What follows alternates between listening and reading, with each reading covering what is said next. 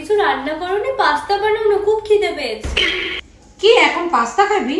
কেন, বোঝো কাকিমারা নেমন্তন্ন করেছে, যাবি না? না বাবা, আমি কারোর বাড়ি যাবো না।